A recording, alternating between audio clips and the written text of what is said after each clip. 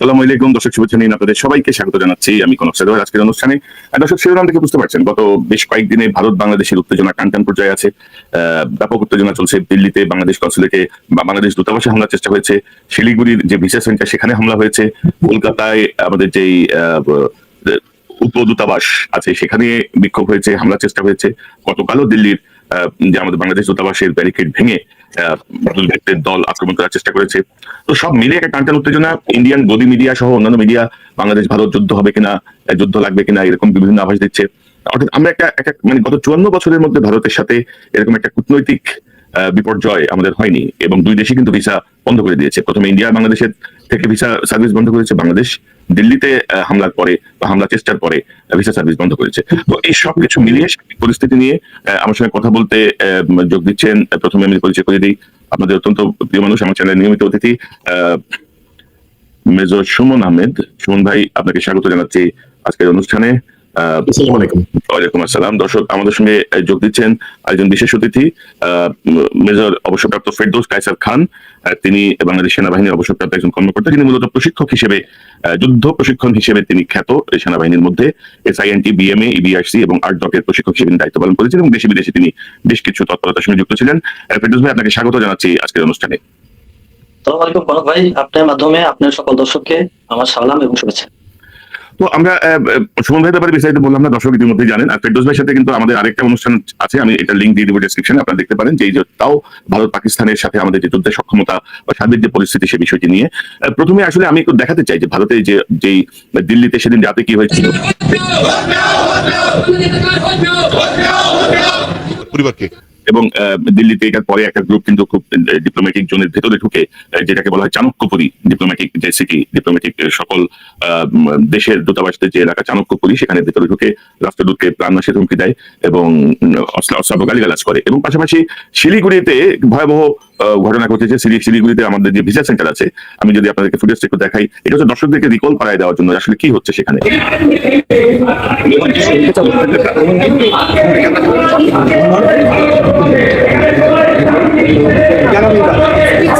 আমার মনে হয় যে আমার ভুল ফুটেজ আসছে, আমি ফুটেজটা আবার দেখাচ্ছি আপনাদেরকে এটার সাথে। তবে ভারতের সাথে বাংলাদেশের এই পরিস্থিতি নিয়ে আমাদের অন্তর্বর্তীকালীন সরকারের যে পররাষ্ট্র উপদেষ্টা, মানে এই গত 15 মাসের মধ্যে তার বক্তব্যটা আমার পছন্দ হয়েছে আর কি। 15 মাসে তারই প্রথম একটা স্ট্যান্ড আমার পছন্দ হয়েছে। ভারত সরকার দিল্লির বিষয়টা নিয়ে অস্বীকার করে এবং পরবর্তী সময়ে তৌহিদ হোসেন যে বক্তব্য দেয়, আমরা সেটা দেখতে চাই। আমাদের মিশন, বাংলাদেশের মিশন কূটনৈতিক এলাকার গভীরে অবস্থিত, এমন না যে এটা বাইরে কোনো দেয় অথবা কূটনৈতিক এলাকার শুরুতে, তা কিন্তু না। তারা বলছে 20-25 জনের একটা দল হতে পারে, হয়তো একটু কম বেশি হতেও পারে সংখ্যা, কিন্তু সেটা কথা 25 জনের একটা হিন্দু চরমপন্থী সংগঠনের 25 বা 30 জনের একটা দল এতদূর পর্যন্ত আসতে পারবে কেন একটা স্যানিটাইজ এলাকার মধ্যে? তার মানে তাদেরকে আসতে দেওয়া হয়েছে, হলেও তারা আসতে পারার কথা না কিন্তু ধন্যবাদ। এবং তারপরে সেখানে তারা দাঁড়িয়ে যে শুধু ওই হিন্দু নাগরিকের হত্যার প্রতিবাদ স্লোগান দিয়ে চলে গেছে, তারা আরো অনেক কিছু বলেছে, সেটা আমরা জানি। এবং আমাদের পত্রপত্রিকা যে রিপোর্টটা আসছে সেটা কিন্তু তারা হচ্ছে মিসলিডিং, এটাও সত্য না। তো বিষয়টা হচ্ছে এটা। সুমন ভাই, আপনি যদি একটু বলেন যে হঠাৎ করে এই যে টেনশনটা শুরু হলো, এই টেনশনের বিষয়টা আপনি কিভাবে দেখছেন? ধরেন গত 10 দিনে ভারত দুবার তলব করেছে বাংলাদেশের হাই কমিশনারকে, বাংলাদেশ দুবার তলব করেছে ভারতের হাই কমিশনারকে। তো এই যে টানটান উত্তেজনার জায়গাটা দিয়ে আপনি একটু শুরু করেন, এবং ফেরদৌস ভাইয়ের কাছে বিস্তারিত আমাদের অবস্থান, ভারতের অবস্থান, সামরিক কৌশল বা আমাদের আদৌ কি যুদ্ধের অবস্থাটা কি, বিষয়টা নিয়ে আমরা ঢুকবো।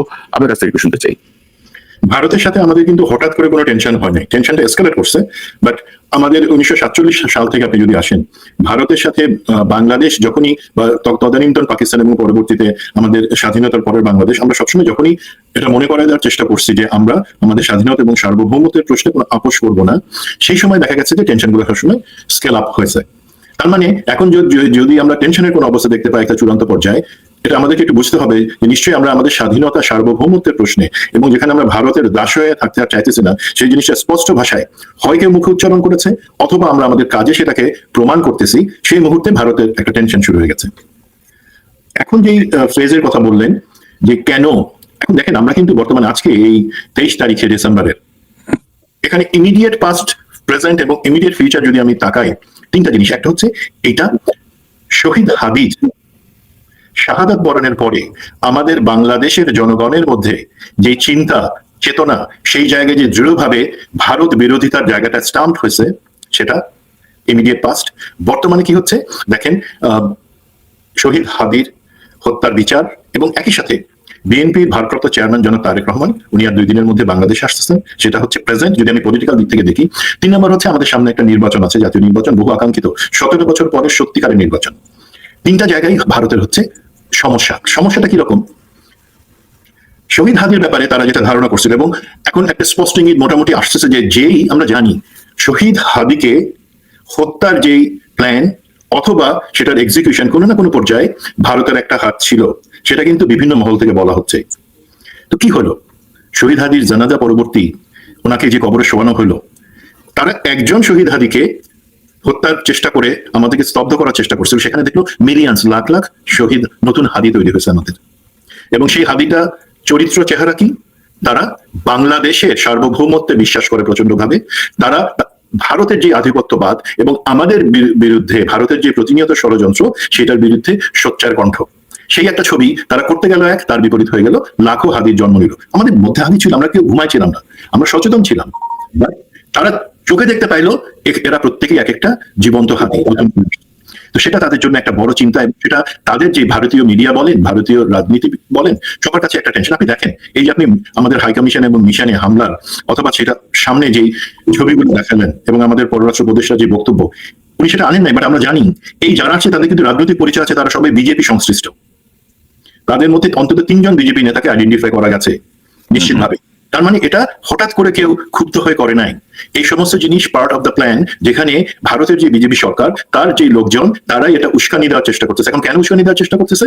আমি আসি প্রেজেন্টে যেখানে অনেকগুলো সমস্যা আছে, যে কারণে ভারত মনে করছিল বাংলাদেশের উপরে চাপ দিয়ে বর্তমান অন্তর্বর্তী সরকার এবং পরবর্তীতে আমাদের যে একটা নির্বাচিত সরকার আসবে, তাদের থেকে অনেক কিছু আদায় করবার জন্য। বাট যে অন্তর্বর্তী সরকার বলেন অথবা সরকার যেটা আসবে ইনশাআল্লাহ ফেব্রুয়ারিতে, তাদের সামনেও কিন্তু জিনিসটা এখন ক্লিয়ার। বাংলাদেশের এই জনগণের আকাঙ্ক্ষাকে, আমাদের যে লাখো হাদির জন্ম হইলো, তাদেরকে উপেক্ষা করে তারা কিছু করতে পারবে না, এবং তাদেরকে বাংলাদেশকে প্রথমে আনতে হবে অন্য কিছুর আগে। সেই যে জনগণের চেহারাটা, এখন ভারত চাচ্ছে কি কোনোভাবে এই জিনিসটাকে ডিস্ট্র্যাক্ট করে সেখান থেকে আমাদের মনোযোগ সরায় দিয়ে অথবা হাদির পার্টটাকে হালকা করে দেখানোর জন্য একটা যুদ্ধ ভাব তৈরি করবার জন্য প্রেজেন্টলি। এবং তারা আরো চাচ্ছে যদি সেটাকে তারা আরো এসকেলেট করে, আমি পার্সোনালি মনে করি ভারতের কখনো সাহস ছিল না এবং ভবিষ্যতেও কখনো সাহস হবে না ইনশাল্লাহ আমাদের বিরুদ্ধে সরাসরি একটা সামরিক অভিযান বা একটা যুদ্ধে যাওয়ার জন্য, আমি ব্যক্তিগতভাবে বিশ্বাস করি। বাট তারা এই ভয়টা, জুজুর ভয় আমাদেরকে 15 বছর দেখাইছে পতিতা হাসিনা, এবং এখন এই ভয়টা দেখায় তারা চেষ্টা করবে পরবর্তীতে যে সরকার আসবে, নির্বাচন যদি হয়, সেই ক্ষেত্রে তারা যেন ভারতের এই হুমকির কথাটা, ভারতের এই শক্তির কথাটা মনে রাখে। তো এই যদি আমি নিকট অতীত, বর্তমান এবং ভবিষ্যতের পার্সপেক্টিভ এটা দেখি, এটা হচ্ছে তাদের মেসেজ। এবং মেসেজটা কাকে দিচ্ছে? আমাদের জনগণকে দিচ্ছে। কাদের সহায়তায় দিচ্ছে?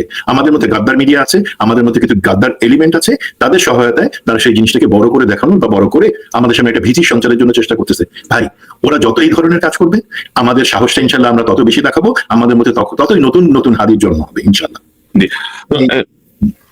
এসব হুমকি ধমকি দিয়ে খুব বেশি লাভ হবে না, যেটা আপনি বলছেন, যেটা আমরাও বিশ্বাস করি। এবং আমি দুটো ফুটেজ দেখাতে চাই। একটা হচ্ছে এই যে ধরেন শিলিগুড়িতে আমাদের যে ভিসার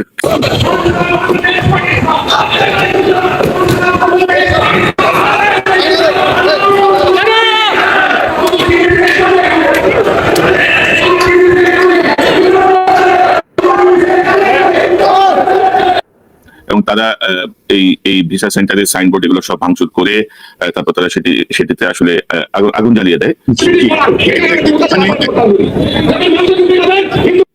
এখানে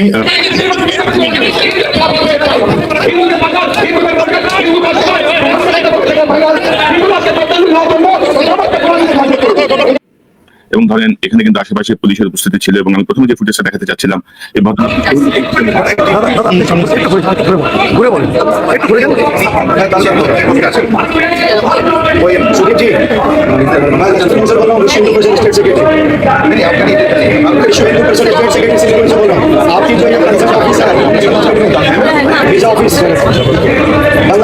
बांग्लादेश की वीजा ऑफिस आपसे खुलनी नहीं चाहिए यहाँ पे, बंद रहेगी आगे तक।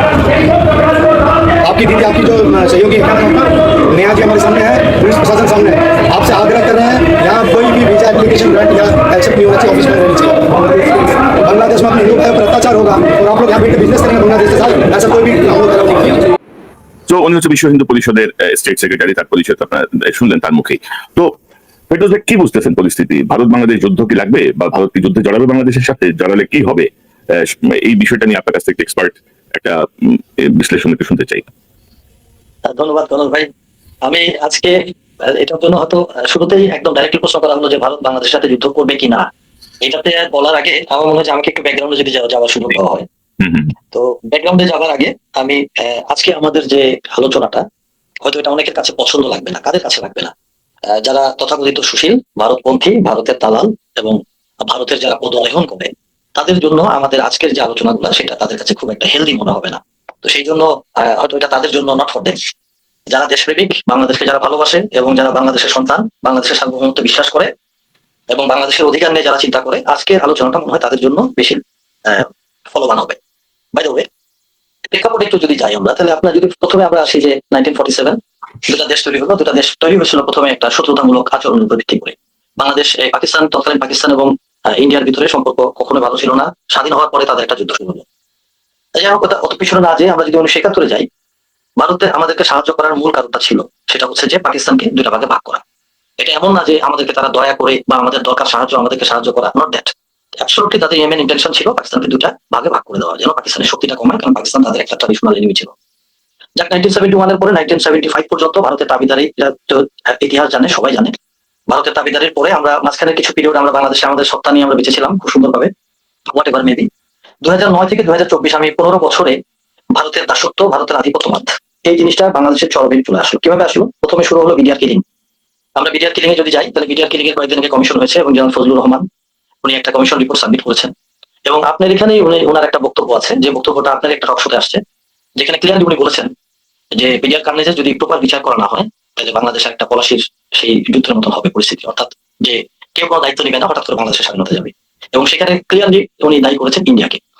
যেহেতু এখানে ডাইরেক্টলি ইন্ডিয়ার উপরে ব্লেমটা চলে আসলো, মানে সিকোয়েন্সিয়ালি যদি আমরা চিন্তা করি যে কিভাবে আজকের এই ইন্ডিয়াটা এত আমাদের সাথে এত কিভাবে তার এই শত্রুতামূলক আচরণগুলো তৈরি হচ্ছে, এটার কি আসে। এরপরে প্রেক্ষাপটে যদি আমরা যাই 2009 একটার পর একটা তাপসের তথাকথিত বোমা, অর্থাৎ তাপস ছিল বিডিআর কার্নেজে, যেটা কমিশনের রিপোর্টে আসছে, তাপসের বোমাতে কিছু দেশপ্রেমিক এবং সাহসী অফিসারকে ড্যামেজ করা, হেফাজতের আন্দোলনে হেফাজতকে মারা, এরপরে আসতেছে একটার পর একটা বাংলাদেশের উপরে হেজিমনি চালাই যাওয়া। দেন আসলো হচ্ছে দিল্লি না ঢাকা স্লোগান দিয়ে হাসিনাকে ভাগানোর আন্দোলন, এবং হাসিনা চলে গেল, ছাত্র আন্দোলন শুরু হলো। তারপরে আমাদের ভিতরে মেজর সুমন যেটা বলেছেন যে আমাদের ভিতরে দেশপ্রেমের কোনো পন্থী ছিল না, আমাদের বাংলাদেশের ভিতরে দেশপ্রেমিক জনতার কোনো পন্থী নাই। পার্টিটাকে গত 15 বছরে চাপায় রাখা হয়েছে। যেহেতু এটা চাপানো অবস্থায় ছিল, এটা প্রকাশ করতে দেওয়া হয় নাই। বাংলাদেশ নিয়ে, বাংলাদেশের স্বার্থ নিয়ে যদি কোনো কথা বলা হয়, তাহলে সেক্ষেত্রে দেখা যায় যে কোনো না কোনো কনস্পিরেসিতে সেই লোকটা আটকে যায়। দেখা যাচ্ছে যে আপনি যখন বাংলাদেশ এবং ইন্ডিয়ার কোনো বাইলেটারাল কোনো ইস্যু নিয়ে কোনো কথা বলেন, তখনই সমস্যা হয়। আমরা এটা যাবো, আমি ধীরে ধীরে এটাতে আসবো। এরপর যখন আমরা সত্যিকার অর্থে যখন আমরা স্বাধীন হলাম, অর্থাৎ 5 আগস্ট 2024 সালে, তারপর থেকে হয়তো আমাদের মুখটা খুলে গেল, আমরা প্রকাশ করতে থাকলাম।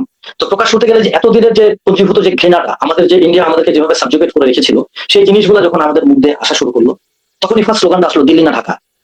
এবং তারপরে একটার পর একটা ইন্ডিয়া নিয়ে আসলো। যখন ইন্ডিয়ার সাথে তখন আমাদের বাইলেটারাল প্রবলেম গুলো শুরু হলো, আমদানি এবং রপ্তানিতে সমস্যা শুরু হলো, হাসিনার পতন দিয়ে শুরু হলো। তারপরে আপনার ছাত্রদের আন্দোলন, ছাত্রদেরকে বিভিন্নভাবে নাজেহাল করা ইত্যাদিতে আসলো। ইন্ডিয়া যেটা চাচ্ছিল বরাবরই যে ভয় দেখিয়ে দমন করানো, তো ভয় দেখিয়ে দমন করানো এটা ইন্ডিয়া 15 বছরে ইন্ডিয়া চেষ্টা করে গেছে। যখন ছাত্ররা এই দেশটাকে, ছাত্র জনতা যখন আমরা আগস্টের পরে যখন আমরা আমাদের স্বরূপে ফিরে আসলাম, তখন ইন্ডিয়ার ভিতরে তৈরি হলো একটা বাংলাদেশ সিনড্রোম। এই বাংলাদেশ সিনড্রোমের সাথে সাথে ইন্ডিয়ার সাথে আমার সাথে এবং মেজর সুমন এবং আপনি একটা টকশো করেছিলাম আমরা, যেখানে পাকিস্তানের অপারেশন সিন্দুর। তো অপারেশন সিন্দুরে ইন্ডিয়া একটা বাড়ি ছিল পাকিস্তানের কাছে প্রচন্ড ভাবে, মাছটা ভুলে গেছি আমি। এর পরবর্তীতে দেখা যাচ্ছে যে আমরা আরেকটু ইয়েতে যাই, আসলো বিডিআর কমিশনের মধ্যে দেখা গেল যে ইন্ডিয়ার ইনভলভমেন্টটা চলে আসলো। তো ওভারঅলি এরপরে ইন্ডিয়াতে রোগী ট্রিটমেন্টের জন্য যাওয়া সেটা কমে গেল। ইন্ডিয়ার উপর দিয়ে এয়ার ফ্লাইট, যেটা আপনি সারপ্রাইজ হবেন যে 60% লেস ফ্লাইট ইন্ডিয়ার উপর দিয়ে কমে গেল। ইন্ডিয়াতে যদি আগে 100টা যাওয়া হতো ফ্লাইট, ইন্ডিয়া, চেন্নাই, দিল্লি, এটা দিয়ে সেটা কমে আর সেটা 60% চলে আসলো। সো ইন্ডিয়ার বিজনেস একটা বড় টান পূরণ হলো। এরপরে আমরা দেখতেছি যে পাকিস্তান ধীরে ধীরে বাংলাদেশের সাথে, পাকিস্তানের একটা ডিপ্লোম্যাটিক একটা স্ট্রেংথ যখন সূচনা হলো এবং বাংলাদেশের অনেক কিছুতে পাকিস্তান যখন আমাদেরকে আগে আসলো, তো তখন ইন্ডিয়ার ভিতরে একটা তাদের কোজা জ্বলা শুরু হয়ে গেল। এটার প্রেক্ষিতে শুরু হচ্ছে যে ইন্ডিয়ার ভিতরে যে এতদিন আমি যার উপরে আমি আধিপত্য আমার ছিল, যেখানে আমি একটা ফ্রি জিনিস যেখানে আমি পাচ্ছিলাম, যেখানে আমার কোনো কিছুর অভাব ছিল না, আমি বাংলাদেশ থেকে যেভাবে ইচ্ছা সেভাবে আমি আমার ফ্যাসিলিটি গুলো নিয়েছি। যখন ইন্ডিয়া এই জিনিসটা যখন ইন্ডিয়ার আঘাত করলো, তখন ইন্ডিয়া এটাতে রিটালিয়েট করা শুরু করলো বা তার একটা রিয়েকশন আসলো। সেই রিয়েকশনটা ইন্ডিয়ার ইনিশিয়ালি গভর্নমেন্ট লেভেলে ছিল, টাউন লেভেলে এটা জনগণ লেভেলে যেতে যেতে আজকে এটার দশা। এবং আমাদের মাননীয় পররাষ্ট্র উপদেষ্টা উনি বলেছেন অলরেডি, যেটাতে তো অবশ্যই এটাতে অ্যালাউ করা হয়েছে, নাহলে কিভাবে একটা ডিপ্লোমেটিক ওয়েল সিকিউরড একটা জায়গায় কিভাবে এই ধরনের আন্দোলন হয়। আপনি শুনলে একটু সারপ্রাইজ হয়ে যাবেন যে ভারতের সাথে বাংলাদেশের 54 বছরের যে ডিপ্লোমেটিক রিলেশন, এর ভিতরে গত 1.5 বছরের আগে কখনো কোনো ডিপ্লোমেটিক কল করা হয় নাই, অথচ গত 1.5 বছরে 6 বার ডিপ্লোমেটিক কল করা হয়েছে ইন্ডিয়ান অ্যাম্বাসেডরকে। তার মানে ইন্ডিয়ান এবং বাংলাদেশের ডিপ্লোমেটিক লেভেলে তার ব্যালেন্সটা খুব বেশি ভালো অবস্থায় আমি মনে করি না। এটা একটা আনস্টেবল একটা সিচুয়েশন এটা চলে গেছে। এর ভিতরে প্রেক্ষাপটে আরেকটু যাই, হাসিনার বিভিন্ন রকমের বক্তব্য। হাসিনা বিভিন্ন সময় ইন্ডিয়াতে থেকে বক্তব্য, এবং আমাদের মাননীয় প্রধান উপদেষ্টা উনি বলেছেন যে হাসিনার মুখ বন্ধ করার জন্য মোদীকে স্বয়ং উনি রিকোয়েস্ট করেছেন। তারপর হাসিনার এই বক্তব্যগুলো চলতে থাকে। হাসিনার এই অ্যাজিটেটিং যে বক্তব্যগুলা, এই বক্তব্যগুলোর মাধ্যমে ইন্ডিয়ান লোকজন আরো এটা পেয়ে যায়। এরপরে আসলো আরেকটা পালা, সেটা হচ্ছে বাংলাদেশ থেকে আওয়ামী লীগের নেতা এবং বাংলাদেশ থেকে কিছু লোকের ইন্ডিয়াতে পালায় যাওয়া। তো হাসিনা পালায় না, তারপর হাসিনার ফলোয়ার এবং আওয়ামী লীগের নেতা এবং বাংলাদেশ সেনাবাহিনীর কিছু লোক তারা ইন্ডিয়াতে পালায় গেল। তো পালায় যাওয়ার প্রেক্ষিতে যেটা হলো যে তারা সবাই মিলে এখন সর্বশক্তি এখন ইন্ডিয়াতে একত্রিত। অর্থাৎ সেখানে হাসিনা ডাইনিদের অন্যতম ডাইনি হাসিনা এখানে বসে আছে, সেখানে আওয়ামী লীগের বিভিন্ন নেতাকর্মী বসে আছে, যারা মিডিয়ার কার্নেজে ছিল, যারা বাংলাদেশকে গত 15 বছর একটা কলোনি বানানোর চেষ্টা করেছে, তারা এরা সবাই মিলে ইন্ডিয়াতে বসে তারা বিভিন্নভাবে বাংলাদেশের উইক পয়েন্ট গুলো তারা দিচ্ছে। এভাবে তারা বাংলাদেশকে বিভিন্নভাবে ডিস্টার্বিং করার জন্য এই সিচুয়েশন তারা তৈরি করতেছে। এটা হচ্ছে আপনার ওভারঅল প্রেক্ষাপট, যেটার কারণে আজকে বাংলাদেশের সাথে ইন্ডিয়ার এই সিচুয়েশনটা কিন্তু কখনো হতো না যদি ইন্ডিয়াতে হাসিনা পালায় না যেত। দিস ইজ ওয়ান, আমি এটা হাইপোথেটিক্যালি বলছি। সেকেন্ড হচ্ছে যদি ওখানে পালায় যেত, ঠিক আছে, নো প্রবলেম, হাসিনা যদি তার মুখটা বন্ধ রাখতো তাহলে হয়তো এই সিচুয়েশনটা তৈরি হতো না। 3 নম্বর হচ্ছে বাংলাদেশ থেকে যে সমস্ত আওয়ামী লীগের নেতা চেলা চামুন্ডা এবং বাংলাদেশের কিছু মিলিটারি কিছু লোক তারা যখন ইন্ডিয়াতে পালিয়ে গেল, তারা ওইখানে ডেফিনেটলি যেহেতু তারা এদের কারণে পালাইতে বাধ্য হয়েছে, সুতরাং তারা তো এদের বিপক্ষে যাবেই। তো এই সবকিছু মিলে দেখা যাচ্ছে যে ইন্ডিয়ার আধিপত্যবাদটা যেখানে ফেল হয়ে যাচ্ছে, সেখানে ইন্ডিয়া চেষ্টা করতেছে তার আধিপত্যবাদটাকে রেস্টোর করার জন্য। রেস্টোর করতে গেলে কি করতে হবে? এখন মনে করেন আপনার গ্রামের এক টুকরা জমি আছে, আপনার জমিটা আমি দখল করে নিলাম। আপনার জমিটা যখন আমি দখল করে নিব, তখন আপনার জমিটা আনার জন্য আপনি কি করতে পারেন? এক হচ্ছে আপনি আমার সাথে একটা সালিশ করতে পারেন, আপনি উকিলের কাছে যেতে পারেন, কোর্ট কাছারি করতে পারেন। তো ইন্ডিয়া বাংলাদেশের সাথে এইভাবে না, যে ইন্ডিয়া বাংলাদেশকে ওই ধাক্কা দেওয়া, ধমক দেওয়া, বিভিন্ন ভাবে বাংলাদেশকে আনস্টেবল করে যে আসো তোমাদের প্রভু আমরা বা তোমাদের লর্ড আমরা, তোমরা আমাদের প্রেসক্রিপশন অনুযায়ী তোমরা চলবা, এর বাইরে তোমরা যেতে পারবা না, সুতরাং তোমাদেরকে আমি বিভিন্ন ভাবে চাপ প্রয়োগ করবো। এই চাপগুলাই হচ্ছে গত 1.5 বছরের চাপ। চাপগুলো আমরা সবাই জানি, আমি চাপের কথাগুলো নিয়ে সময় নষ্ট করবো না। দেন মেজর সুমন একটা কথা রাইটলি বলেছেন, সেটা হচ্ছে যে আমাদের সামনে ইলেকশন। সো ইলেকশনে যেন একটা দাবেদারি গভর্নমেন্ট যেন আসে, বা দাবেদারি গভর্নমেন্ট না আসলেও গভর্নমেন্টকে যেন দাবেদারি ফলো করতে হতে পারে, তাকে যেন ইন্ডিয়ার প্রতি যেন লয়াল থাকে, এই জিনিসগুলো তৈরি করার জন্য ইন্ডিয়া বাংলাদেশকে একটা চাপ দিচ্ছে। এখন আসি আমাদের জনগণের মুখটা খুলে যাওয়ার পরে শহীদ হাদির যে বক্তব্যগুলো, শহীদ হাদি আল্লাহ উনাকে জান্নাত নসিব করুন, এবং উনি দেশপ্রেমের একটা অনড় দৃষ্টান্ত। সেই ক্ষেত্রে আমি এটা বলবো যে বাংলাদেশ সরকারের প্রতি আমি আমার ধন্যবাদ জানাই যে শহীদ হাদির লাশটা বা মরদেহটা দাফন করা হয়েছে জাতীয় কবি কাজী নজরুল ইসলামের কবরের পাশে। এটা ওনাকে একটা মর্যাদা দেওয়া হয়েছে। বাট এটার একটা কাউন্টার প্রোডাক্টিভটা যদি আমি একটু অ্যাসেস করে বলার চেষ্টা করি, শহীদ হাদি হচ্ছে ইন্ডিয়ার এগেনস্টে বা ইন্ডিয়ার বিরুদ্ধে সে সোচ্চার হয়ে শহীদ হাদি বিভিন্ন কথা বলেছে।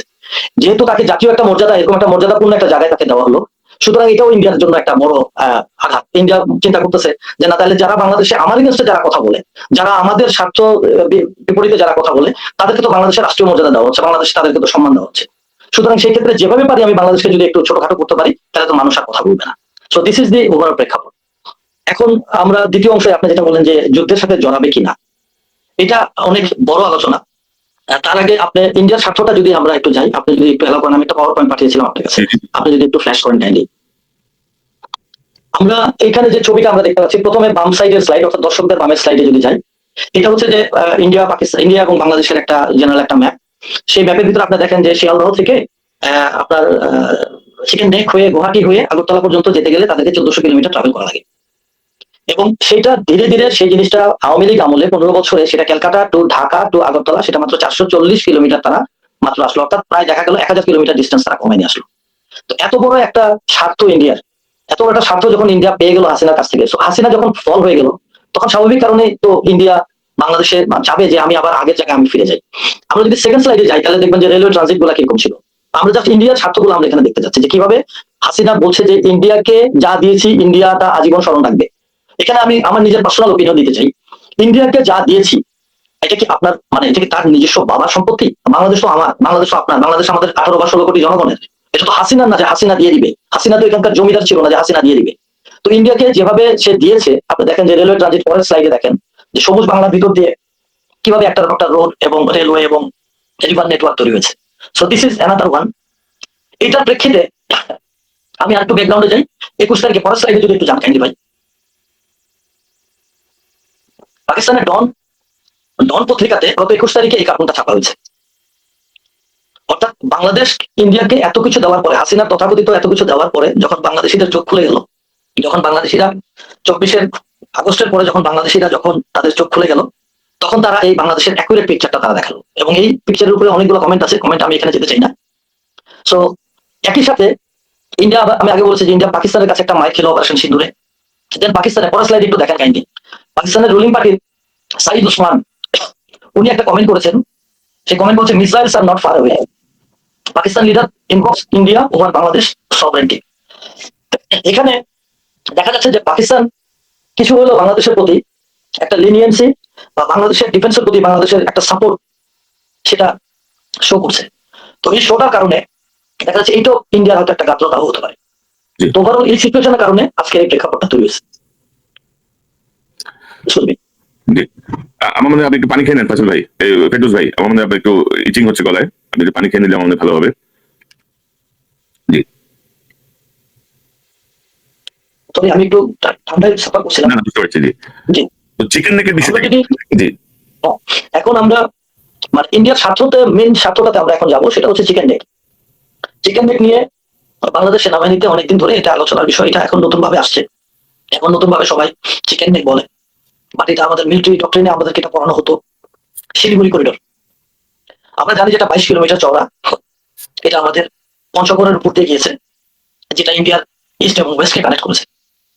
আমি আগে যে ছবিগুলো দেখিয়েছিলাম যেখানে ইন্ডিয়ার এই পার থেকে ওই পার যেতে ইন্ডিয়াকে 1400 কিলোমিটার ট্রাভেল করা লাগে, এই 1400 কিলোমিটার ট্রাভেলের একটা লম্বা রাস্তা হচ্ছে গিয়ে ওই আমাদের চিকেন নেকের ভিতর দিয়ে।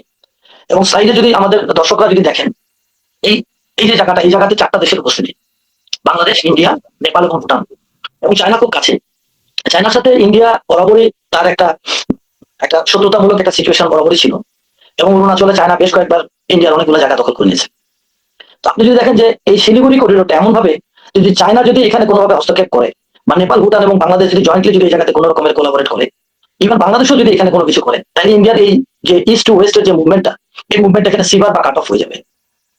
তো এইটা যেন কাট অফ হতে না পারে, এই জন্য কিন্তু হাসিনার ওই 15 বছরে ইন্ডিয়াকে যা দিয়েছি সেই দেওয়ার মাধ্যমে আগে স্লাইডে যেগুলো দেখালাম, যে ভিতর দিয়ে অনেকগুলো রাস্তা, পোর্ট, তারপরে রিভার রুট, রেল রুট, এগুলো তো ইন্ডিয়া তৈরি করে নিয়েছে। হাউএভার এই জিনিসটার কারণে আপনার ইন্ডিয়ার হচ্ছে গাত্রদাহ। রিসেন্টলি যখন আমাদের এনসিপির মিস্টার হাসনাত যখন উনি বললেন যে প্রয়োজন হলে 7 সিস্টারকে কাট অফ করে দেওয়া হবে, এটা তখন আলটিমেটলি ইন্ডিয়ার ভিতরে আরো ইন্ডিয়ার সমস্যা তৈরি করলো। ইন্ডিয়ান জনগণরা ওরা চিন্তা করতেছে যে হয়তো বাংলাদেশ এই ধরনের কোন রকমের চিন্তা করতেছে, বাট অ্যাকচুয়ালি বাংলাদেশ আমরা তো peaceful, we are peace loving country. আমরা বাংলাদেশ, মানে আমার মনে হয় যে পৃথিবীর ভিতরে সবচেয়ে যদি আদর্শ মডেল টাইপের যদি কোনো নেশন থাকে, দ্যাট ইজ উই। আমরা একমাত্র দেশ যে আমরা আমাদের নিজেদের দেশকে আমরা স্বাধীন করেছি। এই মডার্ন প্রেক্ষাপটে গত 50-60 বছরের মধ্যে এরকম কোনো ঘটনা ঘটনা নাই ভিয়েতনাম ছাড়া। এই একটা দেশ যে দেশের ভিতরে মানুষ এত স্ট্রাগলের পরে আমরা বেঁচে থাকি। আমাদের তো এত দরকার নাই যে আমরা ইন্ডিয়াকে 2 ভাগে ভাগ করে নিবো বা ইন্ডিয়ার কোনো কিছু আমরা দখল করবো। আমরা অ্যাকচুয়ালি ইন্ডিয়ার তো ওই ধরনের দখলের কোনো কিছুতে নাই। এখন আমরা আপনাদের যে পরের জায়গাতে যাবো, মিলিটারি যেটা আপনি বললেন সেখানে, যে এটার উপরে ভিত্তি করে যে ঠাকুর ঘরে কেড়ে আমি কলা খাই না, এই ধরনের একটা সিচুয়েশন ইন্ডিয়ার ভিতরে, যার প্রেক্ষিতে ইন্ডিয়া আপনার ওয়েস্ট বেঙ্গলের চোপড়াতে, তারপরে আসামের হচ্ছে বামুনিতে, আর কিষানগঞ্জে, বিহারের কিষানগঞ্জে, যেটা আমাদের ম্যাপে দেখতে পাচ্ছেন, যেটা একেবারে আমাদের 7 সিস্টার্স এর একেবারে উইদিন 40 কিলোমিটার্স এর ভিতরে 3টা জায়গাতে তারা হচ্ছে 3টা নতুন গ্যারিশন তৈরি করেছে। গ্যারিশন বলতে দুর্গ বা বলা যায় সোজা বাংলা কথায় যে ক্যান্টনমেন্ট টাইপ বেস তৈরি করেছে তারা, এবং তাদের মিলিটারি মুভমেন্ট গুলো তারা এখানে করছে। এইটার একটা কারণ ইন্ডিয়া এটা মনে করতে পারে যে হয়তো বাংলাদেশের মধ্যে এরকম কোনো একটা কিছু হলো কিনা, বা হয়তো ইন্ডিয়ার সামনে একটা ইলেকশন আছে, সেই ক্ষেত্রে হয়তো এটা হতে পারে যে তারা হয়তো মানে তাদের পলিটিক্যাল ক্যাম্পেইনের পার্ট হিসেবে তারা এই জায়গাটাকে স্ট্রেনথেন বা ডিফেন্ডেড করার জন্য তারা হয়তো এখানে এই ধরনের ফোর্স মোবিলাইজেশন তারা করছে। এখন আমি লাস্ট পয়েন্ট যেটা, সেটা হচ্ছে যে আসলে কি বাংলাদেশকে ইন্ডিয়া ক্যাপচার করতে আসবে বা ইন্ডিয়া বাংলাদেশকে কোনো রকমের অ্যাটাক করবে? এইটা হচ্ছে আমাদের মূল কথাটা আজকের আলোচনায়, যেটা আমি প্রেক্ষাপটের পিছন দিয়ে এসে এই পর্যন্ত আসলাম। 1947 থেকে যদি আমরা ইন্ডিয়ার ক্যারেক্টারিস্টিক্স যদি আমরা দেখি, তাহলে ইন্ডিয়া এমন একটা আর্মি পালে, বা ইন্ডিয়ান আর্মির এমন একটা ডক্ট্রিন, যে আর্মি এখন পর্যন্ত কোনো ইনভেশনে যায় নাই। ইন্ডিয়ান আর্মি নিজের থেকে মাথা আগায় দিয়ে তারা কখনো কোনো লড়াই তারা করে নাই। যে আর্মিতে বিভিন্ন রকমের বিভিন্ন কাস্টের বিভিন্ন জাতের লোক আছে, যে আর্মিকে যে বলা হয় একটা হেটেরোজেনিয়াস আর্মি, সেই আর্মির পক্ষে এরকম একটা হোমোলোগাস, অর্থাৎ বাংলাদেশ একটা হোমোলোগাস আর্মি, এই হোমোলোগাস একটা স্টেটকে দখল করা বা কোনো একটা অংশ নেওয়া আদৌ কোনোভাবে সম্ভব না। ইন্ডিয়া যেটা চেষ্টা করতে পারে সেটা হলো যে একটা লিমিটেড অফেন্সিভ করতে পারে, কোনো একটা জায়গায় তারা স্ট্রাইক করতে পারে, কোন একটা জায়গায় স্ট্রাইক করে তারা কোনোভাবে ওই জায়গাটুকু হয়তো তারা দখল দিল, যেন বাংলাদেশকে বেটার কোনো একটা টার্মস এন্ড কন্ডিশনের মধ্যে তারা আনতে পারে। এটা নিয়ে আমরা পরের প্রেক্ষাপটে আলোচনা করবো, আমরা পরের স্লাইডটা পরে আমরা দেখাবো। আমি এই পর্যন্ত আপাতত বলে রাখলাম। আমার মনে হয় যে এরপরে ইন্ডিয়া মিলিটারি ছাড়া নন মিলিটারি কি কি মুভ করতে পারে বা কি কি ঝামেলা করতে পারে, হয়তো মেজর সুমন স্যার এটার ব্যাপারে আমার থেকে বেটার বলতে পারবেন। জি, তো আমি একটু একটা বিষয় একটু জানতে চাচ্ছি যে ধরেন আমাদের অন্তর্বর্তীকালীন সরকার গত মানে দায়িত্ব নেওয়ার পরে আমরা যে তৎপরতা দেখলাম যে তারা চীন, আমেরিকা সবকিছু মিলিয়ে একটা চমৎকার একটা ডিপ্লোম্যাটিক ব্যালেন্সের মধ্য দিয়ে যাচ্ছিল, এবং হঠাৎ করে মনে হলো যেন সেটার মধ্যে একটা স্থবিরতা নেমে এসেছে। তারা যে গতিতে যাচ্ছিলেন সেই গতিতে যেতে পারলেন না বা তারা ঝিমিয়ে পড়েছেন। এই জায়গাটা কিভাবে দেখছেন, এবং এই মুহূর্তে যদি আপনি যেটা বলছিলেন যে কোনো ধরেন সার্জিক্যাল স্ট্রাইক টাইপ বা কোনো সাময়িক যদি কোনো তারা আগ্রাসন দেখায়, তো সেক্ষেত্রে বাংলাদেশের মিত্র কারা? ইতিমধ্যে পাকিস্তানের একজন তরুণ নেতা সরকারের সঙ্গে যুক্ত, তিনি ইতিমধ্যে একটা প্রতিক্রিয়া দেখিয়েছেন। তো বাংলাদেশের আর কোন কোন জায়গা থেকে সাহায্য আসতে পারে? ফেরদৌস ভাই আপনি বলেন, তারপর আমরা সুমন ভাইয়ের কাছে আসবো এই প্রসঙ্গটা নিয়ে। আমি যেটা মনে করি যে আমাদের অন্তর্বর্তীকালীন সরকার ওনারা ক্ষমতা আসার পরে তারা চমৎকার ডিপ্লোমেসি শো করেছে। একাধিক্রমে তারা চায়নার সাথে ইস্টে, এইদিকে আপনার যদি ধরি পাকিস্তানের সাথে, যেটা লং টাইম পাকিস্তানের সাথে আমাদের ডিপ্লোমেটিক রিলেশন বন্ধ করা ছিল বা খুব একটা মানে স্বাস্থ্যকর একটা সম্পর্ক ছিল না, সেটাকে ডেভেলপ করছে। একই সাথে টার্কির সাথে একটা ডেভেলপ হয়েছে, আমেরিকার সাথে তো চলছে। সো আমার মনে হয় যে বাংলাদেশ আমরা বন্ধুহীন না, এবং আমাদের যথেষ্ট সাপোর্ট আছে ইন্টারন্যাশনাল বিভিন্ন নেশনস গুলোর কাছে। জাতিসংঘের মহাসচিব উনি বাংলাদেশ রয়ে গেছেন।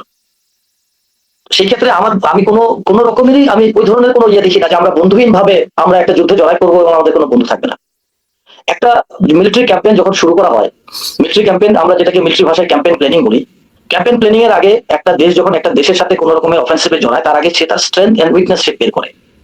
তো স্ট্রেংথ এবং উইকনেস শুধুমাত্র আর্মির সাইজ বা আর্মির মাসল কত মোটা সেটা দিয়ে মিলিটারি স্ট্যান্ডস গুলা বা সুতার যে পাকানো দড়ি যেটা স্ট্যান্ডস বলা হয়, সেটা শুধুমাত্র ওটার মাধ্যমে না। এটার সাথে আপনি যদি দেখেন তাহলে সেটা তার ডিপ্লোমেসি, তার ইকোনমি, তার মোরাল সাপোর্ট, তার জনগণের সাপোর্টটা কেমন, জনগণ কি চাচ্ছে, এবং একই সাথে ইন্টারন্যাশনাল কি কি সাপোর্ট সেই দেশটা পাবে, বা আমি যে দেশটাকে অ্যাটাক করবো সেই দেশটা আমি কতটুকু পাবো। আপনি যদি আসেন ফার্স্ট ইন্ডিয়ান আসে, আমরা ইন্ডিয়ান মোরাল এই মুহূর্তে ইজ ভেরি লো। ক্যালকাটাতে আমাদের প্যারাসিটামল নেওয়ার জন্য ক্যালকাটায় আমাদের রোগীরা যাচ্ছে না, they are going to China. So ক্যালকাটাতে আমাদের যে মেডিকেল যে ট্যুরিজম যেটা ছিল, বা ক্যালকাটাতে আমাদের যে তথাকথিত ডাক্তারের জন্য যাওয়া যেত লাগতো, সেই জিনিসটা এখন ক্যালকাটাতে যাওয়া হয় না। সো ক্যালকাটার ইকোনমি, এটা তো আমরা সোশ্যাল মিডিয়া এবং বিভিন্নভাবে দেখতেছি, ক্যালকাটার ইকোনমি অলমোস্ট ভেঙে গেছে। ইন্ডিয়ান ক্যালকাটার যারা আছে বা পশ্চিমবঙ্গে যারা আছে, তারা বলবে যে why to wage war against India, against বাংলাদেশের সাথে আমরা ফাইট করবো কেন? আমার তো ব্যবসা এমনি পড়ে গেছে ভাই, বাংলাদেশকে তো ধরে ধরে ভাই দাদা করে ডেকে ডেকে আমার দেশে নিয়ে আসা উচিত। So this is one option. ইন্ডিয়ার অন্যান্য স্টেট গুলোর কথা বাদ দিলাম, কিছু কিছু দেশ স্টেট তো আছে তারা খাবারই খেতে পারে না, তাদের স্বাস্থ্যকর কোনো একটা টয়লেট নাই, তাদের কোনো ওয়াটার ফ্যাসিলিটি নাই। এই সবকিছু বাদ দিয়ে এত বড় একটা ইকোনমির দেশ, তারা অলরেডি পাকিস্তানের সাথে অপারেশন সিন্দুরে তাদের একটা বিশাল লজ্জা আছে। এত কিছুর পরেও তারা কোন আটকেলে তারা বাংলাদেশের সাথে লড়াই করবে? আমি এটা কোনোভাবে আমি যুক্ত দেখি না। কিন্তু এটা আমাদের মানে যখন আমরা মিলিটারি ক্যাম্পেইন করলাম, ফার্স্ট পয়েন্ট এটাতে আমরা গেলাম। দেন আসি বাংলাদেশের মধ্যে, বাংলাদেশে কিন্তু এটা সত্যি কথা স্বীকার করে নিতে হবে যে উই হ্যাভ ডক্টর ইউনূস, আমাদের একটা গর্ব আছে, এবং ডক্টর ইউনূসের কারণে কিন্তু আমরা গত এতদিন ধরে মানে প্রায় 1.5 বছর ধরে আমরা কিন্তু টিকে আছি। বিভিন্নভাবে আমাদেরকে কিন্তু কাতুকুতু বলেন বা বিভিন্নভাবে এজিটেট করা বলেন, ডিস্টার্ব করা বলেন, বাংলাদেশকে করা হয়েছে হাসিনা পড়ে যাওয়ার পরে। বাট ডক্টর ইউনূস উনি কিন্তু এখন পর্যন্ত হালটা ধরে রেখে বাংলাদেশটাকে কিন্তু স্টেবল করে উনি রেখেছেন, হোয়াট এভার মেবি। এত মানে আমরা ডিটেলসে আমরা যদি না যাই, আমি উপর দিয়ে আমি মোটা দাগে বললাম। ডক্টর ইউনূসের যে ফেস ভ্যালু যেটা আছে ইন্টারন্যাশনালি, এবং ডক্টর ইউনূসের যে ফ্রেন্ড সার্কেল যেগুলো আছে, ডক্টর ইউনূসের যে যোগাযোগ গুলো আছে, এবং বাংলাদেশ আমরা ওভারঅল আমরা তো হ্যাভ ভেরি গুড ফ্রেন্ডস। চায়নার সাথে আমাদের গুড ফ্রেন্ডশিপ। পাকিস্তান তারা তো অলরেডি মানে পাকিস্তান তারা তো তাদের অতীত নিয়ে তারা দুঃখিত, তারা অনুশোচনা করে, কিন্তু পাকিস্তান তো দে আর গুড ফ্রেন্ড নাও। পাকিস্তান আমাদের একটা বর্তমান একটা ভালো বন্ধু। দেন টার্কি। তো বাংলাদেশ কোনোভাবেই আমার মনে হয় যে সেকেন্ড ইয়ারতে যাবে না। সো ইন্ডিয়া যদি আপনি মিলিটারি ক্যাম্পেইন প্ল্যানিং এর যদি সেকেন্ড অপশনে যান, ফার্স্ট হচ্ছে ইন্ডিয়ান ইকোনমি, এটা তো বলে দিলাম, ইন্ডিয়ান জনগণের সাপোর্ট যেটা সেটাও বলে দিলাম। দেন আপনি আসেন ইন্টারন্যাশনাল যে সাপোর্ট গুলো আছে, যে বিভিন্ন বন্ধু রাষ্ট্র, সেটা। তো এটার প্রেক্ষিতে আমার মনে হয় যে ইন্ডিয়া এই ধরনের কোনো বড় ভেঞ্চারে ইন্ডিয়া যাবে না। হাউএভার যদি ইন্ডিয়া কখনো যায়, আমার মনে হয় বাংলাদেশের সাহসী জনগণ এবং বাংলাদেশ সেনাবাহিনী is capable to handle India. Bangladesh সেনাবাহিনী যেমন বর্ডারে তো আমরা দেখি যে ভারতের কিছু আগ্রাসন, টুপিটাকে আগ্রাসনে বাংলাদেশের কৃষক তার কাস্তে নিয়ে চলে যায় যে বিজেপির সাথে পাহারা দিবে বর্ডার। তো সেই জায়গাটায় আমাদের যে দেশপ্রেমের যে সাহসিকতা, সেটি অনন্য। বিশেষ করে ইন্ডিয়ান ইস্যুতে তো আমার মনে হয় যে বিষয়টা অনেক বেশি শক্তিশালী। আমি তো সুমন ভাইয়ের কাছে আসতে চাই। মিস্টার সুমন, ধরেন বর্তমানে যে বিষয়টা আমি বলছিলাম সেটি রিপিট করছি, যে ধরেন তার আগে বলে যে ইন্ডিয়াতে ধরেন উগ্র হিন্দুত্ববাদী সংগঠনগুলো মুসলমানদের উপরে নানা অত্যাচার করে, নানা ধরনের ফেরোসাস ঘটনার ঘটে, হত্যা করে, পুড়িয়ে মারে, নানা রকমের বিষয় আমরা কিন্তু সোশ্যাল মিডিয়ার কল্যাণে বা টেলিভিশনে আমরা দেখেছি। বাংলাদেশে হয়তো এটার প্রতিক্রিয়ায় একটা মিছিল হয় বা একটা ছোটখাটো একটা প্রতিবাদ সভা হয়, এতটুকু। কিন্তু এই যে দীপু দাসের যেই মানে তাকে টর্চার করা বা তাকে পুড়িয়ে মারার ঘটনায় ইন্ডিয়ার যে রিয়াকশন, এবং অবশ্যই আমরা এই জাতীয় মানে হত্যা বা এই জাতীয় কার্যক্রম আমরা পছন্দ করি না, মানে আমরা কখনোই সমর্থন করি না। বাংলাদেশের যে সাম্প্রদায়িক সম্প্রীতি, এবং আপনি যদি দেখেন যে রাতে হাদির মৃত্যু সংবাদ এলো, যে রাতে প্রথম আলো, ডেইলি স্টার সহ আরো বেশ কিছু স্থাপনায় অগ্নিসংযোগ ভাঙচুরের ঘটনা ঘটলো, সেই একই রাতে কিন্তু এই ঘটনাটা ঘটানো হলো। এটার সাথে আপনি অন্য কোনো কিছু স্মেল করেন কিনা?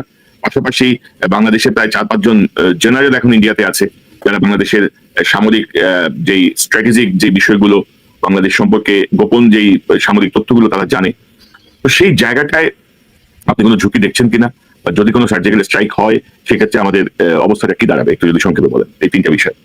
জি, এখন আপনি যেই রিলেশনটা ড্র করছেন, আমার মনে হয় আমাদের দর্শকরা সেই জিনিসটা নিজে থেকে বুঝতে পারবেন আমি বলি কিনা বলি। প্রথম কথা, আপনি বলছেন যে দীপু দাসের উপরে যেই তাকে হত্যাটা যেভাবে করা হয়েছে, সেই তার কারণে পরবর্তীতে ইন্ডিয়ার ভিতরে লোকজন উস্কায় দেওয়া, ভারতের মোদীর লোকজন, উগ্রবাদীরা সেটা নিয়ে চিল্লাপাল্লা করতেছে। এই যে করতেছে অ্যাকশনটা, সেটার জন্য তাদের দরকার ছিল একজন দীপু দাসকে ওইভাবে হত্যা করা। আমি যদি কথাটা এইভাবে বলি, আমাদের শহীদ হাদির উপর যে আক্রমণ হয়েছে, এবং যখন হাদির লাশটা সিঙ্গাপুর থেকে যেদিন আসলো এবং তার যখন জানাজা হবে, সেই সময়টাতে আরো কিছু জিনিস পরিকল্পিতভাবে ভারত বা ভারতের সাথে সংশ্লিষ্ট যারা, তারা সেই জিনিসটা করছে। সেটা একটা পরিকল্পনার অংশ, যাতে সেটা নিয়ে তারা তাদের দেশে চিৎকার চেঁচামেচি করতে পারে। আমরা বাংলাদেশে আমরা সংখ্যালঘুদের, বিশেষ করে হিন্দুদের উপর নিপীড়ন চালাই, নৃশংসভাবে তাদের হত্যা করে কথা বলতে পারে। এবং আপনি যদি দেখেন এলাকাটা যেখানে দীপু দাসকে হত্যা করা হয়েছে, সেটা হচ্ছে ভারত সীমান্তের কাছাকাছি মানসিংহে। এবং এই জায়গাতে আমরা জানি, অনেক সময় দেখছি যে আমাদের যত বিশেষ করে পতিত আওয়ামী লীগ এবং আমাদের যে জেনারেল যারা পালা গেছেন ইন্ডিয়াতে, সবাই ওই রাস্তার হালুঘাটের দিক থেকে মানসিং থেকে পালা গেছেন। তার মানে ওখানে বা ভারতীয় গোয়েন্দারা কিন্তু অনেক বেশি অ্যাক্টিভ। তো আমার হিসাবে তারা, এটা কোনো সাধারণ ঘটনা, এটা একটা ভারতের পরিকল্পনার অংশ, যে তারা একজন, এবং এটা তো আমরা জানি যে সেই ক্ষেত্রে কোনো ব্লাসফেমি বা ধর্মের অবমাননার কোনো ব্যাপার ছিল না, তাকে পরিকল্পিতভাবে লোকজন হত্যা করছে, এবং সেখানে কিভাবে ইনভলভ ছিল এটা আমরা ধরে নিতে পারি। এখন বাংলাদেশের কিছু লোক, ধরেন 10টা জেনারেল ওখানে গিয়ে যদি আমি মনে করি আছে, অ্যাকচুয়ালি আমরা একটু খোঁজ নিলে, আমি জানি না এটা কতটুকু বাইরে আসছে, আমরা যে জেনারেল বা যাদের কথা বলি তাদের মধ্যে আসলে কি কেউ এখন ভারতে আছে? আপনারা একটু খোঁজ নেওয়ার চেষ্টা করেন। আমাদের যদি এনএসআই এবং ডিজিএফআই শক্তিশালী থাকতো, তারা কিন্তু বের করে ফেলতে পারতো যে 6 মাস আগেই তারা কিন্তু সম্ভবত কেউ আর ভারতে নাই, তারা আরো সিকিউর কোনো জায়গায় চলে গেছে। বাট আছে কারা? আপনি চিন্তা করেন, এই যে সিটিসির মনিরুল, তারপরে হাসিনা নিজে, তারপর আওয়ামী লীগের সেই সমস্ত জারদ সন্তান, নানক, তার মির্জা আজম, শেখ সেলিম, তারা তো সবাই ভারতে বসে আছে, এবং যত আমাদের নিরাপত্তা সংশ্লিষ্ট তথ্য সেগুলো হাসিনার কাছেও আছে, হাসিনা নিয়ে গেছে। তো সেখান থেকে তারা সেগুলো পাইতেছে। তো সেগুলো পাওয়ার পরেও সেটা আমাদের জন্য অবশ্যই ঝুঁকি, যে কারণে আমরা সবসময় বলতেছিলাম যে তাদেরকে, হাসিনার ব্যাপারে ভারত জিদ ধরে থাকলে ও ভারতে পচুক, সেটা আমি সবসময় বলি, বাট বাকিদেরকে ফেরত আনাটা জরুরি। আর সেই সব তথ্য সহ আমি মনে করব, হ্যাঁ, ভারতের ক্যাপাবিলিটি আছে যে একটা সার্জিক্যাল স্ট্রাইক করার। মানে ধরেন আমার কাছে একটা অস্ত্র আছে, তাতে গুলি আছে, আমি ইচ্ছা করে গুলি করতে পারি। বাট করবো কিনা সেটা করবার আগে আমাকে কিন্তু অনেক জিনিস চিন্তা করে ফেলতে হবে, যে আমি কি একটা আইন শৃঙ্খলা পরিপন্থী কাজ করবো, কারো করে গুলি করবো, কাউকে হত্যা করবো, তার আফটার এফেক্টটা কি হবে। তো ভারতের অতটুকু বুদ্ধি আছে, বড় কথা ভারতের বুদ্ধির থেকে বেশি ভয় আছে। সে জানে 1965 যুদ্ধ, দেন 1971 আমাদের স্বাধীনতা যুদ্ধ, প্রতিটা ক্ষেত্রে এই আমাদের সেনাবাহিনী তাদের থেকে অনেক অনেক সুপিরিয়র ছিল, সেটা সে জানে। তো এখন ভারত যদি সেই কাজটা না করে বা করতে সার্জিক্যাল স্ট্রাইক পসিবল, যদি তার মধ্যে, মনে রাখবেন ভারতেও কিন্তু ইলেকশন সমাগত, তাকেও একটা পজিশন নিতে হবে, তাকে দেখাতে হবে বাংলাদেশ একটা জঙ্গি দেশ, সেই মতন তাকে কাজ করতে হবে। দেখেন সুবিধা থেকে তারা কলঙ্কিত করবার জন্য ভারতীয় মিডিয়া কত কত অপপ্রচার চালাচ্ছে এখনো, তারা বাংলাদেশে জঙ্গি তকমা দিতে চাবে।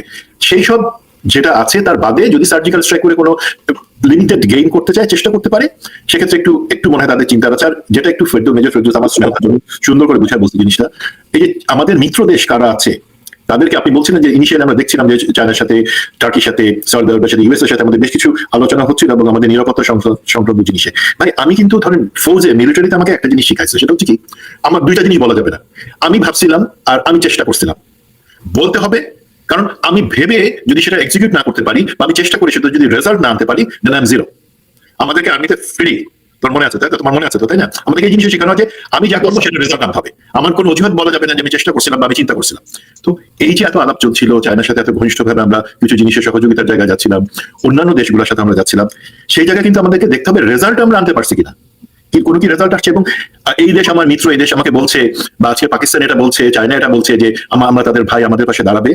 তারাও কিন্তু এই সময় তাদের স্বার্থটা প্রথমে চিন্তা করবে। এটা এটা আমাদেরকে ফ্রাস্ট্রেটিং না, বাট এটাই সত্য। প্রতিটা দেশ তার নিজের স্বার্থ প্রথমে দেখবে। এবং আপনারা জানেন চায়না হচ্ছে এমন একটা জিনিস, কখনো মিলিটারিলি কোনো দেশে বা কোথাও ইনভলভ হতে চায় না। তার কাছে চিন্তা হল ইকোনমি। তো আমাদেরকে তাহলে চিন্তা করলাম, চেষ্টা করলাম, এখন রেজাল্টটা কিভাবে আনতে হবে আমাদেরকে অবশ্যই। এবং আমি আশা করবো এই অন্তর্বর্তীকালীন সরকার, তারা যদি নাও পারে, তারা অন্তত পথটা ওপেন করে দিয়ে যাবেন আমাদের নির্বাচিত সরকারের জন্য, যারা এই দেশগুলির সাথে আমাদের নিরাপত্তা সংশ্লিষ্ট চুক্তি করবেন।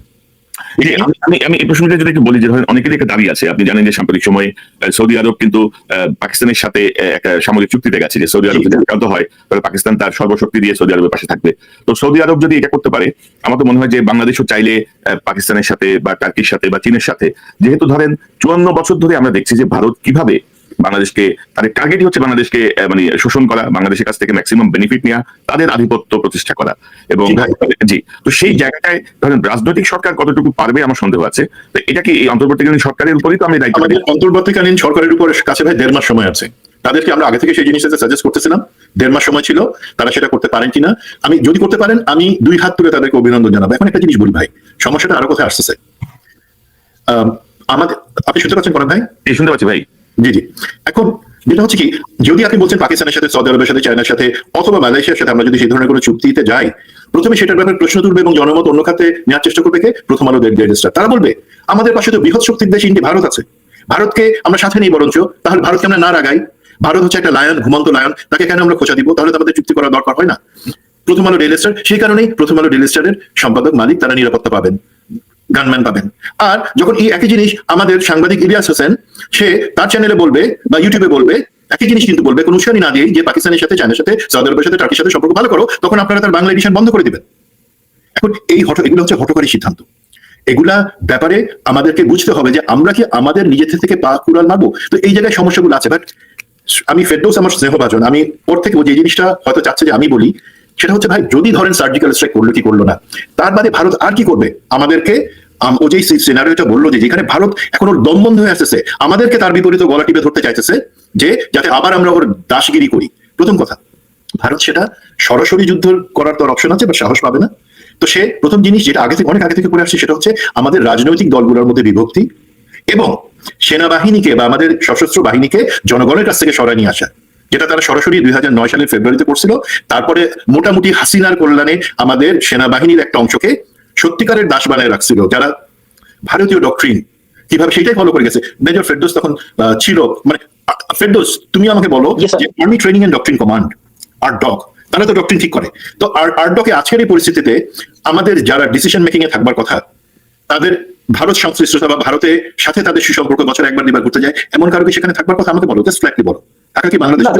ডেফিনেটলি এটা হবার প্রশ্ন ওঠে না এখানে। হাই অ্যালার্ট সিকিউরিটি, বাট সমস্যা হচ্ছে আমরা সেখানে সেই রেখে দিছি। আমরা যেটা ভারত সবসময় জানে যে আমাদের দেশপ্রেমিক সেনাবাহিনী, যতদিন দেশপ্রেমিক, ভারতের হাজার, আমাদের থেকে 8 গুণ বেশি তাদের সশস্ত্র বাহিনী সামর্থ্য হলেও, প্রথম কথা তারা বাংলাদেশ এগেন্সে ব্যবহার করতে পারবে না। 2 নম্বর, যদি 2 গুণ বা 3 গুণও চেষ্টা করে, তারা হেরে যাবে আমাদের কাছে দেশপ্রেমিক। তো সেই কারণে তারা আমাদের সশস্ত্র বাহিনীকে দুর্বল করার জন্য হাসিনাকে দিয়ে এই সমস্ত জেনারেলদেরকে, সশস্ত্র বাহিনী, ডিজিএফআই, এনএসআই, র্যাব, এই সমস্ত জায়গায় বসাইছে, যারা জেনে বুঝে আমাদের সশস্ত্র খারাপ কাজ করছে, খারাপ কাজ করে যাচ্ছে, যাতে জনগণ তাদেরকে গালি দেয়। আজকে কি আমরা জনগণ কি আজকে থেকে 2009 সালের আগে যান কোনোদিন সশস্ত্র বাহিনীকে গালি দিচ্ছে বা আমাদের আর্মিকে বুকে টেনে নেয় নাই? আর্মি এই ধরনের একটা তার ইমেজ ছিল, এই ধরনের একটা শক্তি ছিল জনগণের মাঝে, যেখানে তারা একটা কার্যকরী শক্তি ছিল। ভারত কি করতেছে? এই শক্তিটাকে আস্তে আস্তে নিঃশেষ করে দিতেছে, জনগণের সাথে দূরত্ব বাধা দিতেছে, পলিটিক্যাল পার্টিগুলোকে করতেছে। দেন ভারত মিডিয়াগুলোকে, প্রথম আলো, daily star, ATN Bangla, channel I, এই সমস্ত মিডিয়াগুলোকে ব্যবহার করে ভারতের যে আধিপত্যবাদ বা হেজিমনি, সেটা টিকায় রাখবার জন্য যা করবা সেটা করবে। এবং তারাই আপনাকে ভিতর থেকে বলবে যে কেন আমরা ভারতের বিরুদ্ধে ব্যাপারে কথা বলবো, কেন আমরা ভারতকে গালি দিব, ভারতের সাথে আমরা বন্ধুত্বপূর্ণ রাখবো। এবং দেখেন আপনি, আমাদের মেইন স্ট্রিম মিডিয়ার বাদেও কিছু সাংবাদিক আছেন, আমি এখানে নাম বলতে চাই না, তারা এই গত হাদির শাহাদাতের পরের সময়টাতেও তারা কিভাবে জঘন্যভাবে আমাদের ভিতরে বিভিন্ন, যে পিনাকি ভট্টাচার্য, উনি তুরস্কে গিয়ে, দেখেন তুরস্কের সাথে যেহেতু আমরা বন্ধুত্ব করতে চাচ্ছি, তাদের টার্গেট হচ্ছে তুরস্কতে গিয়ে মেজর সোয়ামসোর সাথে দেখা করে, আরে ভাই তারা সবাই নিজ নিজের দেশে বসে আছে। এই ফাজিল ডেপো, এই ছেলেপেলেগুলো তারা জানেও না যে একটা মিথ্যা বিভ্রান্তি ছড়ায়, যে কেন ছড়াচ্ছে, যে বোধহয় একটা কু করার চেষ্টা করতেছে তারা বাংলাদেশের ভিতরে। এটা, এই ন্যারেটিভটা কার স্বার্থ রক্ষা করে? ভারতের স্বার্থ রক্ষা করে। এই ধরনের ন্যারেটিভ গুলো তারা চলাচ্ছে। দেখেন, ভারত সবসময় চায় এবং চাচ্ছে গোয়েন্দা সংস্থাগুলোকে দুর্বল করে রাখা। এখন আজকের এই পরিস্থিতিতে ভারতের সব থেকে বেশি চাল হচ্ছে, দেখেন ডিজিএফআই তে, আমি বলি ডিজিএফআই যে যারা আছে আমি তাদের দেশপ্রেমিক অবশ্যই শ্রদ্ধা করি, বাট একটা কোশ্চেন, 9 জন হাই র্যাঙ্কিং অফিসার ডিজিএফআই তে যারা তাদের চাকরি শেষ হওয়ার পরও চুক্তিভিত্তিক নিয়োগে কেন আছেন? 2021 সালে হাসিনার দেওয়া নিয়োগ তারা এখনো কেন করছেন? একটা প্রশ্ন। 2 নম্বর প্রশ্ন হচ্ছে, এনএসআই তে কিসের জন্য ছাত্রলীগের নেতারা এখনো আছেন? এটা বাহিনী প্রধানদেরকে দেখতে হবে, ডিজিএফআই সংস্থা প্রধানকে, একই সাথে আমাদের সরকারের নিরাপত্তা উপদেষ্টা যারা খুলিকে নিশ্চিত করতে হবে। আপনারা 1.5 বছরের সময় পাইলেন না। এই ইন্ডিয়ার যারা আওয়ামী লীগের বা ছাত্রলীগের, তারা তো বেসিক্যালি ইন্ডিয়ার পারপাস সার্ভ করার জন্য আছে। তো এই যে রাজনৈতিক শক্তি বা যারা আছে বা দ্বিধা বিভক্ত রাজনৈতিক ইন্ডিয়ান লাসপেন্সার্স, পলিটিশিয়ানস, দেন আমাদের দুর্বল সেনাবাহিনী, দুর্বল গোয়েন্দা, এগুলা দিয়ে সে কি করবে? আলটিমেটলি সে যুদ্ধে জড়াবে না। সে বাংলাদেশে যেটা চাবে, ভারতীয় আধিপত্যবাদ যাতে আবার ফিরে আসে, সেই জন্য একটা সরকার যাতে ক্ষমতায় আসে, সেই সরকারকে উপরে উঠানোর জন্য মিডিয়া, সেনাবাহিনী, আমাদের অন্যান্য গোয়েন্দা সংস্থা তাদেরকে দিয়ে পুশ করাবে। এইটাই তাদের উদ্দেশ্য। এবং পরিমণ্ডলে বাংলাদেশের ইমেজটা খারাপ করার জন্য তারা কাজ করে যাবে, আদার দেন সার্জিক্যাল স্ট্রাইক। আর সার্জিক্যাল স্ট্রাইকের কথা যদি আপনি বলেন সত্যিকার ভাবে, সার্জিক্যাল স্ট্রাইক মানে অল্প সময়ের জন্য তারা একটা অংশকে বাংলাদেশ থেকে, একটা লিমিটেড স্কেল চালায়, বাংলাদেশকে এবার ওপার করে দিল এক পাশ। ভাই, বইয়ে কাগজে অনেক কিছু সম্ভব, সেটা সম্ভব না। বড় জিনিস হলো বাংলাদেশের যে সেনাবাহিনী, আমরা যেভাবে ডক্ট্রিনাইজড, সেক্ষেত্রে আমরা যদি জনগণকে সংশ্লিষ্ট করে, সম্পৃক্ত করে আমরা সেই যুদ্ধ যাই, ইন্ডিয়া কোনোভাবে টিকতে পারবে না। That's my assessment. তবে সুমন ভাই, ধরেন জনগণকে সম্পৃক্ত করার কিছু নাই, জনগণ সম্পৃক্তই আছে, বরঞ্চ যাদের উপরে আমরা নির্ভর করতেছি তারাই ইন্ডিয়ার দ্বারা মানে কি বলবো, ইন্ডিয়ান ট্যাবলেট খেয়ে বসে আছে। এবং ডক্টর ইউনূসের ব্যাপারে ফেরদৌস ভাই অনেক পজিটিভ কথা বলেন, আমরাও পজিটিভ ছিলাম, কিন্তু গত 15 মাসে আসলে ওনাদের যে অথর্বনেস আমরা দেখছি আর কি, ধরেন আর্ট ডগ বলেন বা সেনাবাহিনীর গুরুত্বপূর্ণ জায়গাগুলো বলেন, সেখানে সব ইন্ডিয়ান আশীর্বাদ পুষ্ট লোকজন এখনো বসে আছে। তো ধরেন ইন্ডিয়ার বিরুদ্ধে যদি জনগণকে লড়াই করতে, জনগণ আগে ওগুলোকে পিটায় সাহায্য করবে, তারপরে ইন্ডিয়ার বিরুদ্ধে লড়বে, এতটুকু আমি বুঝি আর কি। লাভ নাই, চোখ রাঙায় লাভ নাই, মানুষ ওই ইউনিফর্ম আর এই মেডেল, এই বন্দুক দেখে মানুষ ডরায় না, মানে এটা হচ্ছে কথা। আর আপনি যেটি বলছিলেন, আমি আসলে একটু আগে জানলাম যে ইলিয়াসের বাংলা এডিশন বাংলাদেশ থেকে তার নিবন্ধন বাতিল করা হয়েছে। এই যে ধরেন রেজওয়ানা তথ্য উপদেষ্টার এবং আসিফ নজরুল আইন উপদেষ্টার অগ্রণী ভূমিকা এই জিনিসটা হয়েছে। এবং আমরা বলতে চাচ্ছি অতি দ্রুত এটা প্রত্যাহার করে নাও, নাহলে হাসিনা পালায় মরছে আর তোমরা কি ঘোড়ার ডিমের কি হইছো যে তোমরা এইসব ক্ষমতা দেখাবা। মানে ভাই অদ্ভুত লাগে, ওই যে আসে না, হাতে ঘোড়া গেল তল মশা বলে কত জল কি যেন একটা আসে না, ওই টাইপের অবস্থা আর কি। ধরাকে ধরা গেল, চোরের গোষ্ঠী সব চুরি করে সব সাফ করে ফেলতেছে। মানে সাদা পাথর, একটা নদীর সাদা পাথর সব নিয়ে উজাড় হয়ে গেছে, পরিবেশ উপদেষ্টা কিছু জানে না, রেজওয়ানা। এটা বিশ্বাস করার মতো? সে ভাগ পায় নাই? অবশ্যই ভাগ পাইছে। সব থেকে কষ্টের জিনিস কি কনক ভাই, দেখেন আপনি, হাসিনা লেজ তুলে পালাইছে তার শ্বশুর বাড়িতে, তারপরে এদের কোনো হুঁশ হয় নাই যে কোনো কিছু দমায় রেখে হবে না। ঠিক আছে, ইলিয়াস কি পাগলের মতো কথা বলে? ইলিয়াস কি উস্কানি দিচ্ছে? সে ইমোশনাল কথা বলছে, সে কোনো উস্কানি কিন্তু দেয় নাই। ভাই কথা বলো, প্রথম আলো ডেইলি স্টার নিয়ে উস্কানি দেওয়া লাগবে না। প্রথম আলো ডেইলি স্টারের বিষয়ে মানুষ যে পরিমাণ ক্ষুব্ধ, যে পরিমাণ সেন্সিটাইজ হয়ে আছে, এবং গান নিজের রেজওয়ানা বলেন, আসিফ নজরুল বলেন, আলী রিয়াজ বলেন, ইভেন কি ডক্টর ইউনূস বলেন, সব প্রথম আলো প্রোডাক্ট, সব প্রথম আলো প্রোডাক্ট। প্রথম আলো এটাকে তৈরি করছে, এখন বেচতেছে, এখন কাজে লাগাচ্ছে। তো আমার মনে হয় যে এটা থেকে পিছু হটে আসা উচিত, না হলে কিন্তু তারা তাদের ক্ষতি নিজেরাই করবেন, আমাদের কিছু করার থাকবে না। কারণ আমরা ধরেন এই হাসিনাকে গত 15 বছর ধরে মোকাবেলা করছি আমরা, তাই না? তো এগুলো আমাদের কাছে দুধভাত আর কি, এসব রেজওয়ানা, আসিফ নজরুল, গং, এগুলো হচ্ছে দুধভাত, এগুলো কোনো কঠিন কিছু না। তো ফেরদৌস ভাই, আমি অনুষ্ঠান শেষ করবো, শেষের দিকে আপনি যদি কিছু সাপ্লিমেন্ট করেন, বা আরেকটা স্লাইড আছে, আপনার স্লাইডটা কি আমরা দেখাবো? আমরা অবশ্যই, আমি ওই শেষের স্লাইডটা একটু দেখানোর আগে একটা, আপনি একটু কাইন্ডলি একটু শো করেন ভাই, যে স্লাইডটা শো করলেই তাহলে আমি জাস্ট এখানে আমাদের স্লাইডের দর্শকদের জন্য, এর আগেরটা ভাই কাইন্ডলি। জি জি, এখানে আমরা যেটা আলাপ করলাম যে অলরেডি ইন্ডিয়া হচ্ছে তার বামুনিতে, অর্থাৎ আসামে, কিষানগঞ্জ, বিহারে এবং চট্টগ্রামে তারা 3টা গ্যারিসন তারা তৈরি করেছে। এখন এটাতে আমাদের একটু জানা দরকার, বা এটাতে কমব্যাট ইন্টেলিজেন্স যেটাকে বলা হয়, অর্থাৎ what is going on the other side of the hill, অর্থাৎ পাহাড়ের ওই পাশে কি আছে সেটা জানার জন্য তো আপনি পাহাড় ক্রস করে ওই পারে যেতে পারেন না। So you should have some measure, আপনার একটা বুদ্ধি থাকা দরকার, একটা গোয়েন্দা থাকা দরকার যে পাহাড়ের ওই পারে কি আছে। ঠিক সিমিলার ওয়েতে বর্ডারের ওই পাশে কি হচ্ছে এটাকে বলা হচ্ছে কমব্যাট ইন্টেলিজেন্স, বা আপনার মনে করেন ক্রস বর্ডার ইন্টেলিজেন্স। এটার মাধ্যমে আমাদেরকে জানা উচিত যে ওখানে অ্যাকচুয়ালি ওদের ফোর্সের সংখ্যাটা কেমন, বা ওদের ফোর্সের টাইপসটা কি, ওদের অরবিটটা কি, বা অর্ডার অফ ব্যাটলটা কি। এটা যেখানে যদি মনে করা যাক, আমি যদি এখানে দেখি যে আমাদের বাংলাদেশে এই মুহূর্তে আমাদের একটা জাতীয় ঐক্য অবশ্যই আছে আমাদের, বাট জাতীয় ঐক্যের ভিতরে আমাদের ভিতরে অনেক মতভেদ আছে। যেমন আপনি যদি আপনার এই আজকের যে টক শোটা, এটারে যদি আপনি কমেন্টস গুলা পড়েন, আপনি দেখবেন এখানে অনেকে টিজ করে অনেক কথা বলেছে, এখানে তো আমরা কাউকে গালিগালাজ করি নাই, বাট এখানে দেখবেন আপনার মতভেদ 10 রকমের কথা এখানে আসবে, শুধু এই ছোট একটা অনুষ্ঠান, হাফ এন আওয়ার বা 1 ঘন্টা। তাহলে সেখানে বাংলাদেশ নিয়ে তো মানুষ কথাবার্তা বলবে, বিভিন্ন রকমের মত পার্থক্য থাকবে। মত পার্থক্য থাকলেও আমাদের মতটা এক মিলাতে হবে যে আমাদের দেশের সাথে আমরা সবাই একমত, এই জিনিসটা আমাদেরকে নিয়ে আসতে হবে এবং এই জিনিসটা নেতৃত্বের মাধ্যমে আনতে হবে। এটা আমি আপনি যতই গলাবাজি করি এখানে আসবে না। আর সেই ক্ষেত্রে যেটা হচ্ছে যে ভারত যেটা চেষ্টা করবে, আপনি একটা দেখেন যে ভারতের ভিতরে কিন্তু এখন আওয়ামী লীগেরা ভারতে ওরা ওইখানে হারবার করতেছে, ওরা এখানে পালিয়ে আছে। আর আওয়ামী লীগ এমন একটা দল, অ্যাকচুয়ালি আওয়ামী লীগ একটা দল না, আওয়ামী লীগ একটা ধর্ম, আমি এটাকে ধর্মই বলবো।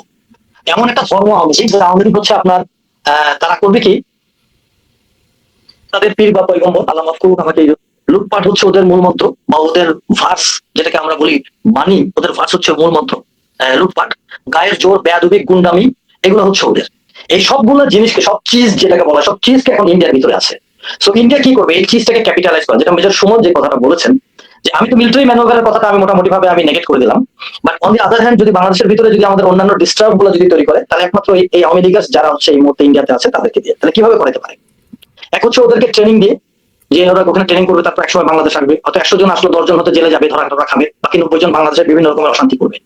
তো এই ধরনের একটা জিনিস তারা তৈরি করতে পারে।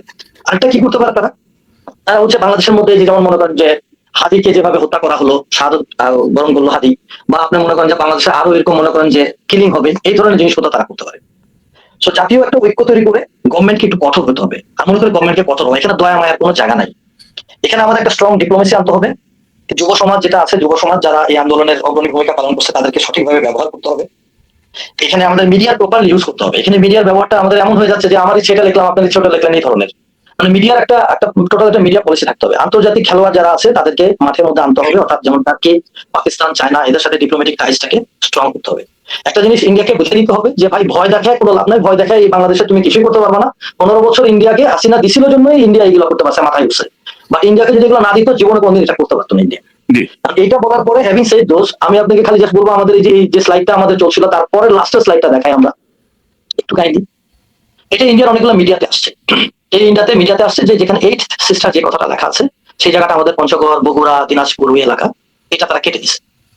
অর্থাৎ আগের স্লাইডের সাথে এটার মিলটা হচ্ছে যে ওরা ওইভাবে আমাদের এই জায়গাটুকুকে লিমিটেড একটা অফেন্সিভ করে, যেটাকে রিপোস্টে বলা হয়, এটার মাধ্যমে ওরা জায়গাটা কেটে ফেলবে। কেটে ফেলে আমাদের বাংলাদেশটা দেখেন মাথাহীন একটা দেশ হিসাবে আমরা এখানে এইভাবে থাকবো, যদিও এটা আদৌ বাস্তবে সম্ভব না।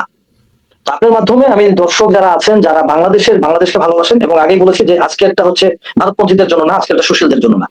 সুতরাং আমরা কি এই বাংলাদেশ দেখতে চাই? ডেফিনেটলি চাই না। সুতরাং যদি আমরা এই বাংলাদেশ দেখতে না চাই, আমরা যদি আমাদের বর্তমান বাংলাদেশকে চাই, আমরা ইন্ডিয়ার ভিতরে যা খুশি হোক, এটা আমাদের ব্যাপার না। আমরা যদি আমাদের এই বাংলাদেশকে রাখতে চাই, ঠিক রাখতে চাই, আমাদের সবাইকে জাতীয় ঐক্য নিয়ে থাকতে হবে এবং আমাদেরকে আমাদের দেশটাকে ভালোবেসে যেভাবে আমাদের আগায় নেওয়া উচিত, এই ব্যাপারে আমি মনে করি যে যার যেখান থেকে দরকার ওইভাবে তারা এফোর্ট দিবে। অবশ্যই ফেরদৌস ভাই, এসব চোখ রাঙানিতে লাভ হবে না। সুমন ভাই, আপনার শেষ মন্তব্যটাকে শুনতে চাই। জি, এবং আমাদের একজন দর্শক বলছিলেন যে মানে ফেনী কেন্দ্রিক একটা বিষয় তো কাজ করছে, ফেনী নদী বা ফেনীতে ওদেরকে যে শিল্পাঞ্চল দেওয়া হয়েছিল, সব দিয়ে ফেনীতে একটা ক্যান্টনমেন্ট বা ক্যান্টনমেন্টের কিছু একটা এস্টাবলিশমেন্ট করা যায় কিনা, এই বিষয়টা নিয়ে কথা বলছিলেন আমাদের দর্শকদেরকে। ফেনীতে কিছু করা যায় কিনা সেটাকে, অথবা অলরেডি আমরা সেটাতে নিয়ে কাজ করছি কিনা, সেই জিনিসটা অ্যাকচুয়ালি আমি পাবলিকলি বলতে চাচ্ছি না। আর পাবলিকলি যখন বলতে চাচ্ছি না, তার মানে আপনারা ধরে নিতে পারেন যে হয়তো সরকার কিছু করছে, বা সেগুলো আমরা তারা করবার আগে পাবলিকলি বলবো না। আর ফেনীর দিক থেকে আমাদের যেই থ্রেটটা যতই থাকুক না কেন, আমাদের ডিভিশন গুলা, আমাদের বাহিনীর যেই ডিভিশন আছে, সেগুলো এমন ভাবে পোয়েস্ট যে আলহামদুলিল্লাহ আমি যেইভাবে আছে, ইনশাল্লাহ ভারত ওইখান থেকে কিছু করতে পারবে না, হাজার চেষ্টা করুক। সুতরাং সেটা একটা দিক।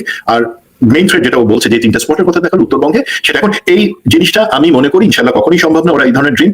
আমি একটা জায়গায় শুধু একটু বলি আপনাদেরকে, যে একটা পয়েন্ট আমি বলছিলাম যে সশস্ত্র বাহিনীর সাথে জনগণের যে দূরত্ব তৈরি করা হয়েছে, ইন্ডিয়া সযতনে করছে, হাসিনা সেটা এক্সিকিউট করছে, এবং আমাদের সশস্ত্র বাহিনীর যে লিডারশিপ গত 15 বছরে ছিল, তারা সেইটাতে পাকাপোক্ত করছে, করার কারণে দূরত্ব। নাহলে আপনি দেখেন, আমি শহীদ হাদির প্রতি আমাদের যে আবেগ এবং শ্রদ্ধা, সেটা রেখে বলতেছি, একই সময়ে কিন্তু আমাদের 6 জন সৈনিক শান্তি বাহিনীতে তারা জান দিয়েছেন দক্ষিণ সুদানে। এখন এই জায়গাটাতে কনক ভাই আপনি একটা পোস্ট করেছিলেন, তাদের প্রতি শ্রদ্ধা জানে, তাদের যে আত্মত্যাগ। বাট দেখেন, সেই জায়গায় কিন্তু ওই ধরনের জিনিসটা আলোচনা করা, জিনিসটা সামনে আনা, যে কত বড় একটা ত্যাগ, সেই জিনিসটা আনা, সেটা কিন্তু আমরা যথাযথ সম্মান জানাতে ব্যর্থ হয়েছি। জানা যায় কত লোক না লোক, সেটা আমি এই সৈনিকদের ক্ষেত্রে বলতে যাচ্ছি না, বাট জিনিসটা নিয়ে আলোচনা করা। অনেকে বলবে না, তারা তো বাংলাদেশের স্বাধীনতার জন্য না, তারা বিদেশে আন্তরক্ষী বাহিনীতে গিয়ে করছে, সেখানে টাকা পয়সা পাওয়া যায় না। ভাই, একটা সৈনিক, একটা প্রতিটা সেনা সদস্য ট্রেনিং করে দেশের সার্বভৌমত্বের জন্য, আমরা সেখানে তাদেরকে পাঠাই অ্যাসাইনমেন্ট। আর একটা জিনিস জানেন, যদি জাতিসংঘ 1 টাকা দেয় প্রতি সৈনিকের বিপরীতে, সেখান থেকে সেই সৈনিকটা পায় 22 পয়সা, সেনাবাহিনী পায় 8 পয়সা, মোট 30 পয়সা, বাকি 70 পয়সা কোথায় যায় আপনি জানেন? বাংলাদেশ সরকার সেটা একটা ইনকাম হিসেবে নেয়। তার মানে 1 টাকার বিপরীতে 70 পয়সা বাংলাদেশ সরকার, সৈনিক সেটা দিয়ে কামায়। মূল কথা হচ্ছে না, সৈনিকের যে দায়িত্ব সে দায়িত্ব হিসেবে তিনি অ্যাসাইন্ড, এবং সেটা বাংলাদেশের জন্য যুদ্ধ করা আর বাংলাদেশের সরকারের অ্যাসাইনমেন্টে অন্য দেশের নিরাপত্তা নিশ্চিত করা, এটার মধ্যে খুব বেশি পার্থক্য নাই। আমি এই জায়গাটাতে বলবো, আপনাকে ধন্যবাদ জানাবো, বাকি সবাইকে বলবো আমাদের সশস্ত্র বাহিনী যারা খারাপ আমাদেরকে বলতে দেন, আমরা বলতেছি, আমরা হিসেবে বলে যাব আপনারা সশস্ত্র বাহিনীকে ভালোবাসেন, আপনারা তার পাশে থাকেন। আর যারা আপনাদের এই সংগ্রাম বিপ্লব যারা মাঠে থেকে আনছে অবশ্যই আছে, তার বাদে এই যে পিনাকি, কনক স্যার, আপনি, ইলিয়াস, আপনারা যে কাজগুলো করে গেছেন সেখানে ইলিয়াসের অবদান ছোট না। তাকে এই মুহূর্তে এই ধরনের অসম্মান বা তার বিরুদ্ধে শত্রু জায়গায় যায় না ভাই, তখন আমরা কিন্তু সবাই আপনাদেরকেই বয়কট করবো, এই জিনিসটা খেয়াল রাখবেন। ওগুলা ওইসব ঢাকা লোড তারা নিতে পারবে না, বোঝাইতে যাচ্ছে যে সিম্পল বিষয় নিতে না পেরে তারা বন্ধই করে দিচ্ছে একটা মিডিয়া। তো তার মানে আপনি বুঝতে পারছেন যে তাদের লেভেলটা কি, ডেপথের লেভেলটা কি, বা তাদের বোঝার সক্ষমতা কি, তাদের হাসিনার মতোই আচরণ করছেন। এবং আমরা যে জায়গাগুলো বলছিলাম যে কালচারাল ফ্যাসিজম বা মিডিয়ার মধ্যে যে ফ্যাসিস্ট শক্তির যে অনুগত শক্তি, তাদেরকে ব্যাপারে আমরা বারবার বলছিলাম, কিন্তু সরকার কিন্তু মনোযোগ দেয় নাই। আপনি যদি দেখেন যে গত কয়েকদিনে এই হাদি কিন্তু শিরোনাম থেকে হারিয়ে গেছে, মানে ইন্টেনশনালি হাদিকে, শহীদ ওসমান হাদিকে সংবাদপত্রের শিরোনাম থেকে কিন্তু সরিয়ে দেওয়া হয়েছে। সামনে চলে আসছে ফ্যাসিস্ট তোষণকারী ফ্যাসিস্ট ভারতের আজ্ঞাবহ যে মিডিয়া জেলিয়াস্টার এবং প্রথম আলোর প্রতি মানুষের যে ক্ষোভ, সেটিকে নিয়ে নানা রকমের কপচাকপচি চলছে। তো আমার মনে হয় যে ওসমান হাদি আমার চ্যানেলে একটা গুরুত্বপূর্ণ কথা বলেছিল, আমি এটা হয়তো সরাসরি দিব। সে বলছিল যে কনক ভাই, আমাদের জুলাই বিপ্লবটা আসলে জাহাঙ্গীর গেটের আগে থেমে যাওয়াতেই আমাদের মূল সমস্যাটা হয়েছে। জুলাই বিপ্লবটা যদি জাহাঙ্গীর গেটের ভিতর পর্যন্ত ঢুকতো তাইলে কিন্তু এই অবস্থা চলতে পারতো না আর কি। তো এখনো যারা আমাদের ইউনিফর্ম বাহিনীতে আছেন, সেটা আর্মিতে হোক, পুলিশে হোক, বিজিবিতে হোক, তারা যদি মনে করেন যে ইন্ডিয়া বা হাসিনা তাদেরকে রক্ষা করতে পারবে, তাদেরকে বুঝে শুনেই আগায়েন। কারণ বাংলাদেশের মানুষ দেখাই দিচ্ছে, ছাত্র জনতা মিনিমাম কোনো অস্ত্র ছাড়াই, মিনিমাম কিছু ছাড়াই, খালি হাতেই তারা যে বিপ্লব ঘটিয়েছে, সেই বিপ্লবের থেকে তারা দূরে নয়। তো পাশাপাশি আমি এটাও বলবো যে অতি ইসলামিস্ট আচরণ থেকে আমাদেরকে সরে আসতে হবে। বাংলাদেশ যেন কোনোভাবে উগ্রবাদী রাষ্ট্র হিসেবে পৃথিবীর বুকে চিহ্নিত না হয়। যারা ইসলাম প্রিয় মানুষ তারা নিশ্চয়ই বুঝতে পারবেন যে ইসলাম অনেক কিছু অনুমোদন করে না। প্রত্যেকটা ধর্মের মানুষকে নিরাপত্তা দেওয়া একজন মুসলমানের যেমন দায়িত্ব, তিনি রাষ্ট্রের বাংলাদেশের মতো একটি অসাম্প্রদায়িক রাষ্ট্রেও এটা আমাদের প্রত্যেকের অবশ্য কর্তব্য। মেজর ফেরদৌস, মেজর সুমন, আপনাদের দুজনকে অসংখ্য ধন্যবাদ আজকের আলোচনায় যোগ দেওয়ার জন্য। নিশ্চয়ই আমরা আপডেট গুলো নিয়ে পরবর্তীতে আবারও কথা বলবো ইনশাআল্লাহ। ধন্যবাদ। আসসালামু আলাইকুম। দর্শক, এতক্ষণ যে অনুষ্ঠান শুনলেন, নিশ্চয়ই আলোচনা মর্মার্থ উপলব্ধি করতে সক্ষম হবেন। নানা ধরনের বেচকে দেওয়ার চেষ্টা করছে ভারত, খুব বেশি লাভ হবে বলে মনে হয় না। বাংলাদেশের প্রতিরক্ষায় বাংলাদেশের জনগণই যথেষ্ট, ইতিমধ্যে সেটি ভারত জানে। তারা 16 ডিসেম্বরকে তাদের বিজয়ের দাবি করলেও 9 মাসের রক্তক্ষয়ী যুদ্ধ বাংলাদেশের বীর মুক্তিযোদ্ধারাই করেছে, সাধারণ মানুষ লড়েছে। শেষ মুহূর্তে মিত্রবাহিনী হিসেবে যোগ দিয়ে ভারত এখন নিজেদেরকে সেই কৃতিত্ব দাবি করে। এমন ছোট লোকের ছোট লোক যে বাংলাদেশের কথা উল্লেখ করে না, মুক্তিবাহিনীর কথা তারা উল্লেখ করে না। তো এইসব ছোট লোকই বাংলাদেশের মানুষ জানে, এবং বাংলাদেশের মানুষ তাদের সাহস সম্পর্কেও যথেষ্ট পরিমাণ ওয়াকিবহাল যে তারা কি করতে পারে, কত দূর যেতে পারে। সো এই জায়গাগুলো নিয়ে ভাবনার কিছু নেই। তারপরেও যেহেতু ইন্ডিয়ান মিডিয়ার যে প্রোপাগান্ডা, সেই জায়গাগুলো থেকে আমাদের মনে হলো যেন এই বিষয়টি আমরা একটু আলোচনায় নিয়ে আসি। আমাদের সরকার, বেসরকার, সাধারণ মানুষ সবার জন্য জাস্ট একটা সাধারণ আলোচনা। পাশাপাশি আমরা আবারও বলবো যে বাংলা এডিশনের যে নিবন্ধন বাতিল করা হয়েছে, যেটি আমি শুনতে পাচ্ছি, আমার সঙ্গে এখন ইলিয়াসের কথা হয়নি, তো সেটি অবিলম্বে ফিরিয়ে দেন, লেজে গোবরে হয়ে যাবেন। কিন্তু আমি বললাম অপদার্থ ইউনূস সরকার এই আরেকটা অপদার্থ কাজের দিকে যাচ্ছেন, যেই জায়গাগুলো আপনাদের ভূমিকা রাখার কথা সেই জায়গাগুলো রাখতে পারছেন না। অপদার্থের চূড়ান্ত পর্যায়ে আপনারা যে পৌঁছেছেন, এবং শেষ রক্ষা হবে না। কেউ আসলে হাসিনা পালাই গেলেও আপনারা কিন্তু পালাতে পারবেন না।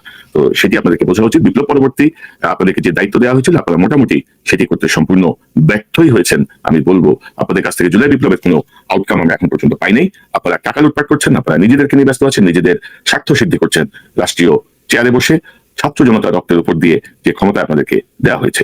তো দর্শক, এই চ্যানেলকে সাবস্ক্রাইব করুন, এই চ্যানেলটি মেম্বারশিপ নিয়ে আমাদের পাশে থাকুন। আমাদের দেখা হবে ইনশাআল্লাহ